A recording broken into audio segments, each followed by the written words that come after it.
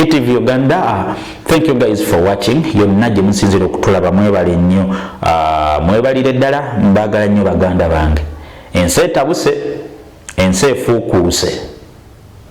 Oluvannyuma lw'abantu bangi okuvaayo ne bawa endowooza zaabwe ku bya coronavirus, naddala babivulu promota Abitex, Douglas Lwango wa Papo Pate ne Alex Muhanji wa Comedy Store. Abantu bangi bavuddeyo ne boogera, Bebe Kulu yavuddeyo, ne Full Figure abadde yasirika ku luno naye avuddeyo talutumidde mwana. Ekinewunyisizza, Full Figure abadde aludde okwogera ebyamagezi ebizimba eggwanga, ne ku luno alina engeri gy'ayogeddemu. I really want to share Full Figure's message with you guys. Ankusaba otega amatu owulirize. Full Figure abadde ne byayogera wano. Full Figure si musanyufu, kitegeere, si musanyufu.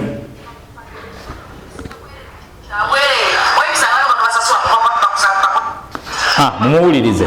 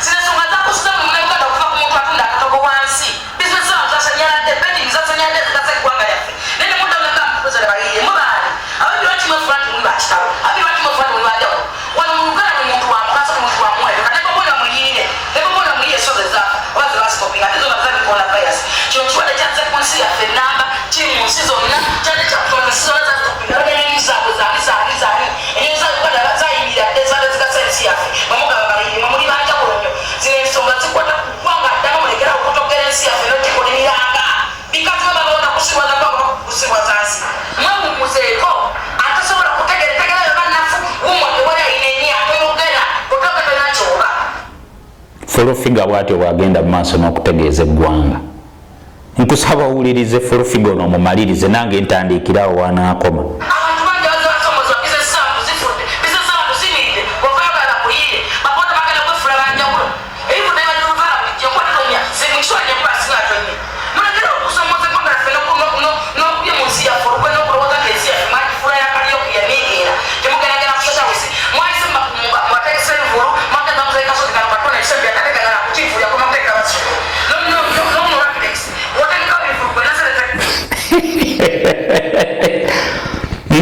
Tune sempi gye yakoma kutegeka basodde. Okay, tugende mu maaso. Abitex alina sente ziteeka bivulu, kale Full Figure yongeramu maama.